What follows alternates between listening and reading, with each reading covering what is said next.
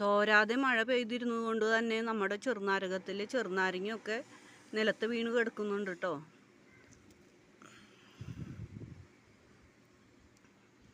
അതുപോലെ തന്നെ നമ്മുടെ ചെറുനാരകത്തിൽ ഈ മഴ ഇത്രയൊക്കെ പെയ്തിട്ടുണ്ടെങ്കിലും നമ്മുടെ ചെറുനാരകത്തിൽ പുതിയ പൂക്കളൊക്കെ വന്നുകൊണ്ടിരിക്കുന്നുമുണ്ട്.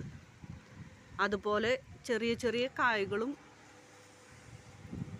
പുതുതായിട്ട് ഉണ്ടായി വരുന്നുണ്ട് കേട്ടോ. ഇത്രയൊക്കെ മഴ പെയ്തിട്ടും ചെറുനാരകത്തിന് ഇതൊന്നും ഒരു പ്രശ്നമല്ല എന്നുള്ള രീതിയിലാണ് കേട്ടോ ഇതിൻ്റെ നിൽപ്പ്.